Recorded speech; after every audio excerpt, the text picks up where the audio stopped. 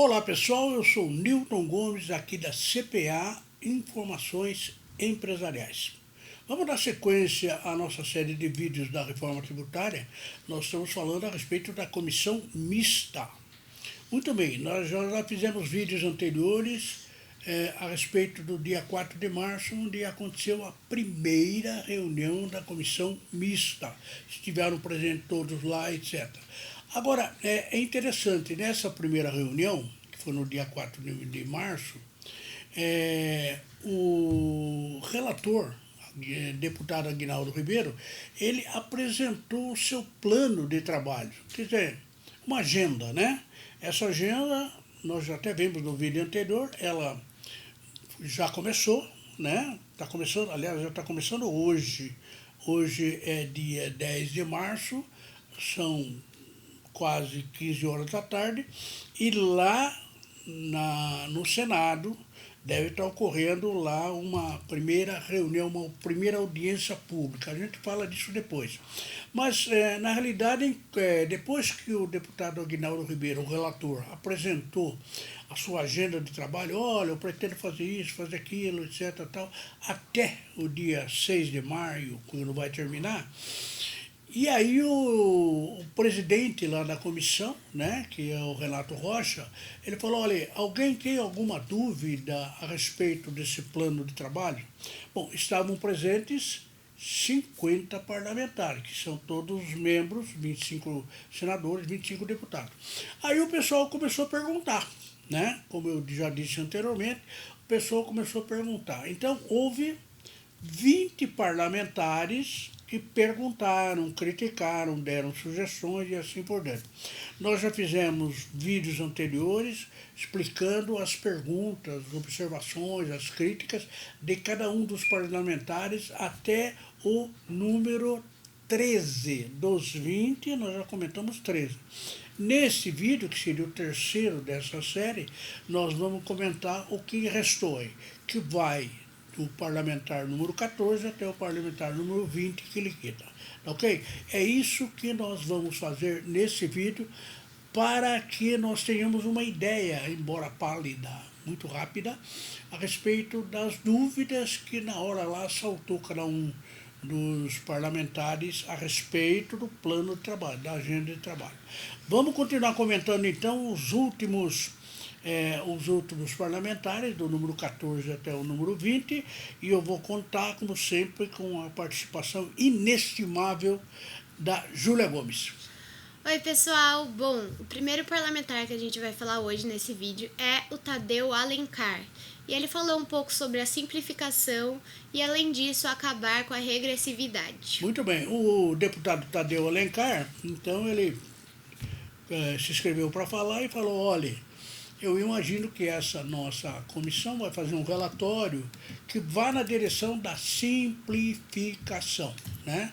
O nosso sistema tributário é caótico, é complexo, é muito extenso, etc. Tal. Então, nós temos que produzir uma simplificação nessa legislação. Primeiro ponto. E o segundo ponto, na opinião do Tadeu Alencar, que é que nós temos que acabar com a regressividade. Regressividade é aquela história de tributar mais, menos quem merecia tributar mais, né? Então, na realidade, o que ele está querendo é instituir uma progressividade. Mais ou menos que nem a tabela do imposto de renda pessoa física, que vai subindo, né? 7,5, até chegar a 27,5. Isso é o que se chama progressividade, que o deputado Tadeu Alencar está imaginando que essa comissão irá nessa direção. Muito bem, vamos ver outro deputado, né, Júlia? Isso aí. O próximo é o Santini, que falou um pouco sobre a tributação do consumo e falou também de ouvir os contadores. Muito bem, o deputado Santini, ele falou a respeito da tributação do consumo e ele confessou que ele não entendeu, até agora já leu muito, mas não entendeu a metodologia de tributação do consumo, que é aquela metodologia que está claramente exposta lá na PEC 45 e também na PEC 110. Né? Então, isso realmente vai ser mastigado pela comissão ao longo dessas reuniões.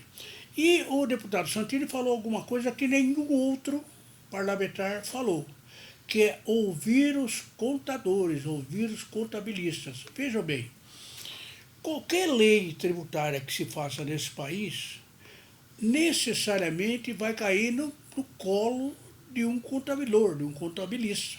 Porque quem executa, quem preenche as declarações, quem faz a contabilidade são os contabilistas. E é interessante, porque a comissão, né, o deputado que foi parlamentar, né, Aguinaldo Ribeiro, ele não incluiu nenhum contador, nenhum contabilista, nenhum representante, nada nessa primeira relação, né? Aliás, me parece que já vai haver hoje, na reunião de hoje, dia 10, vai haver algumas alterações nesse plano de trabalho e já vai incluir algum representante do Conselho Federal de Contabilidade, que é quem vai executar qualquer coisa que saia depois. Então, realmente uma boa ideia do deputado Santini.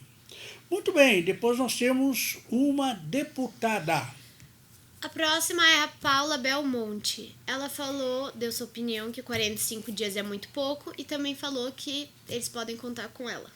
A Paula Belmonte, ela se referiu àquele negócio de 45 dias para rever todo o sistema tributário brasileiro. É muito pouco, ela entende, né? Por causa da a complexidade, a enorme quantidade de normas, etc. Tal, né? E, aliás, a maioria dos parlamentares acha que 45 dias é muito pouco. Na realidade, o muito pouco também, ele tem uma coisa, porque o plano de trabalho que nós vimos anteriormente, ele prevê sempre trabalhos da comissão na terça e na quarta. Claro, né? Só na terça e só na quarta realmente é pouco tempo. E aí os 45 dias não. Então a Paula Belmonte, ela vai nessa linha. Olha, pessoal, 45 dias é muito pouco para nós verificarmos a tal reforma tributária. E no final, ela deu uma mensagem otimista, né? Ela falou, olha, contem comigo. Quer dizer, contem com a minha colaboração, contem com o meu esforço, né? É claro que quando ela falou contem comigo, já alguns deputados próximos falaram 1, 2, 3, 4, 5, né? Estou tirando o sarro da bola. Mas ela deixou claro que ela vai fazer todos os esforços possíveis para colaborar nessa comissão mista. Muito bem, depois nós tivemos um deputado seguinte aí. Próximo é o Reginaldo Lopes, que falou sobre tributar a renda dos mais ricos e que o período de transição de 10 anos é muito longo. Muito bem, o Reginaldo Lopes, ele está preocupado aí com a questão, porque, veja bem, a PEC 45, ela trata exclusivamente da tributação do consumo. A PEC 110 está no Senado, ela trata do imposto de renda, mas muito superficialmente. Tem uma regra lá a respeito de indenização, é talvez a única coisa que está no texto da PEC 110. Então é tratado muito pouco. O Reginaldo, ele está querendo o quê? Ele quer que na reforma se tribute a renda dos mais ricos. Ora, tributar a renda dos mais ricos, nós sabemos, tem que começar por onde? Pelo imposto de renda, né? Tem que aumentar a tabela, tem que fazer com que as regras sejam mais rígidas e tal. E também, né, que está na cabeça de muitos parlamentares lá, a tal da tributação das grandes fortunas, né? Aliás, a tributação das grandes fortunas, nessa discussão na comissão, vai surgir várias vezes, mas é bom lembrar que a tributação das grandes fortunas ela foi introduzida no sistema tributário nacional lá na Constituição, em 1988. Já fizemos aí mais de 30 anos. Só que ele está lá no artigo 153 dizendo tributação das grandes fortunas conforme lei complementar. Quer dizer, o Congresso deveria ter produzido, ao longo de todo esse tempo, uma lei complementar que realmente instituísse o IGF, Imposto sobre Grandes Fortunas. Isso o Congresso não fez até hoje. Já se passaram 32 anos e o IGF está lá como letra morta na nossa Constituição. Seria interessante saber o que vai acontecer com esse IGF nessa tal reforma. Ou ele talvez seja revogado, ou talvez seja instituído mesmo, porque parece que tem 6 projetos de lei complementar para instituir o imposto sobre grandes fortunas. Foi isso que o deputado Reginaldo Lopes lembrou.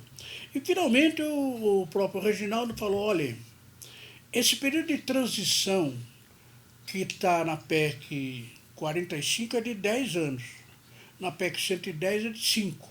Mas ele acha que a PEC de 10, o período de 10 anos é muito longo, é muito tempo, né? A transição, isto é, sair da atual situação para entrar na nova. Né? Os elaboradores do projeto da PEC 45 entenderam não. Nós temos que fazer devagar, os contribuintes vão ter que aprender como funciona o IVA, por exemplo, né? A própria administração tributária, etc. Tal. Então, eles entendem que é necessário 10 anos. Já o Reginaldo, não. Ele acha que está muito longo, deveria ser menos. Aliás, o próprio relator, o Aguinaldo Ribeiro, ele disse que no seu relatório final, ele vai ser divulgado no dia 5 de maio. No seu relatório final, ele vai sugerir algo em torno de 5 a 7 anos. Né? Na PEC 45 está 10.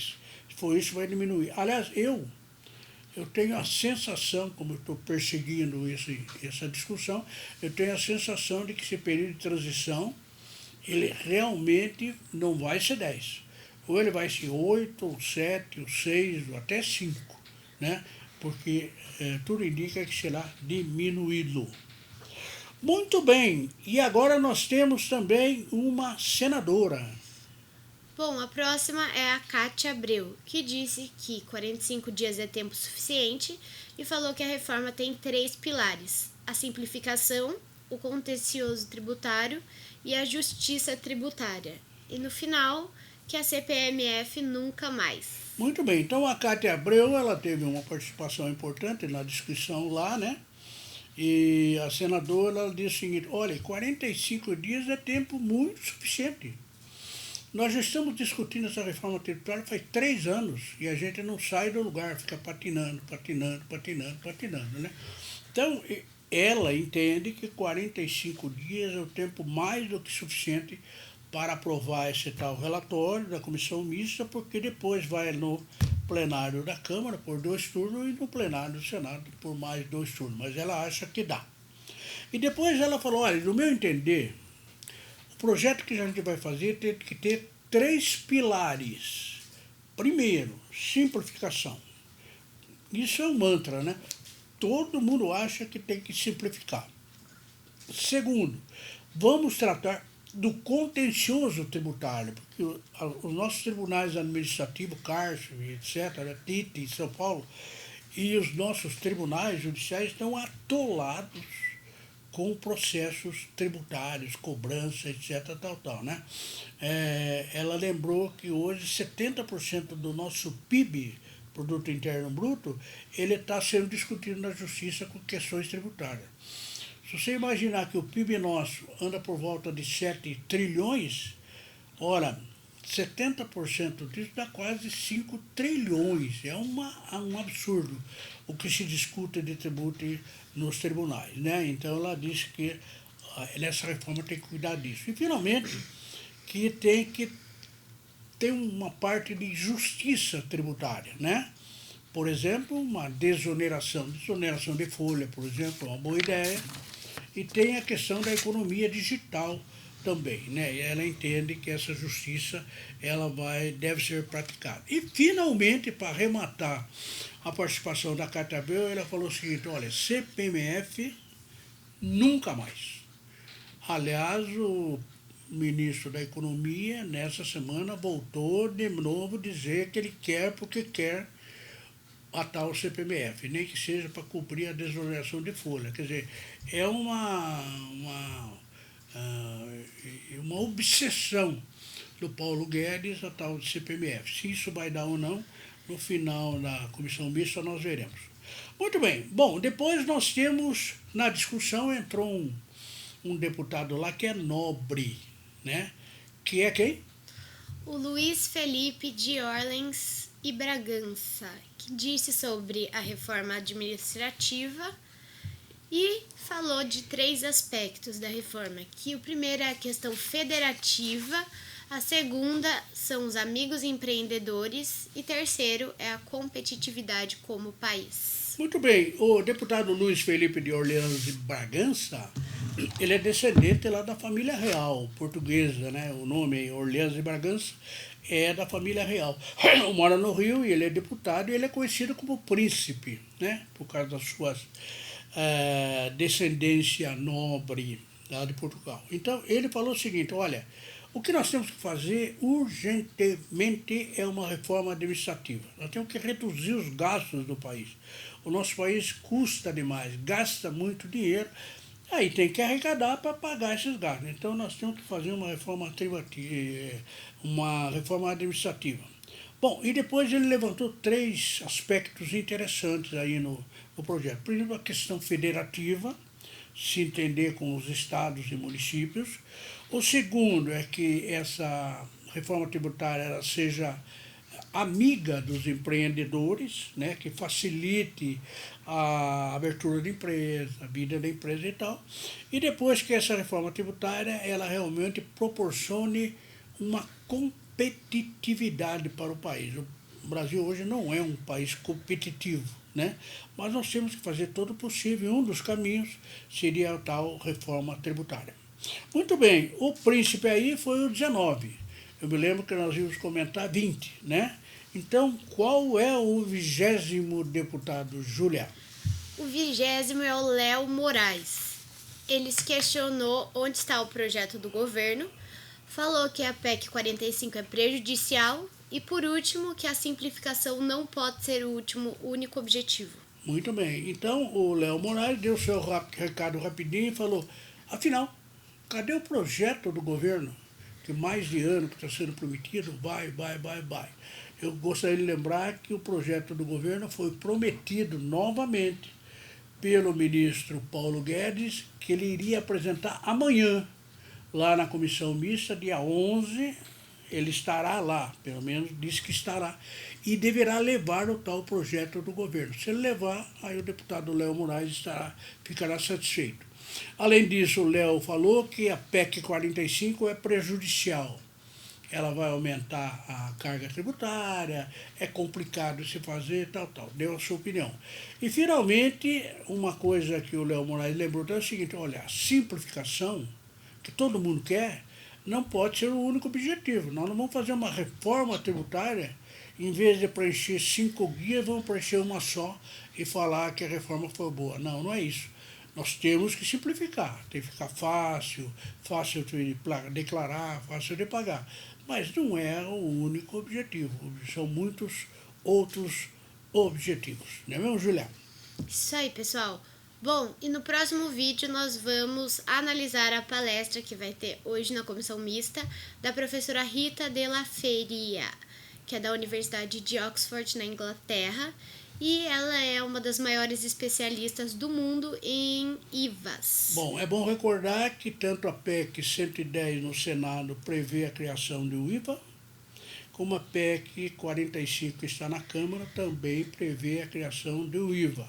Um pouco diferente um do outro, mas dois prevê o imposto do valor agregado. Então, a comissão resolveu convocar logo a Rita de la Feria, que é uma das maiores especialistas do mundo em IVA. Ela entende, é uma portuguesa, mas ela dá aula lá na Inglaterra.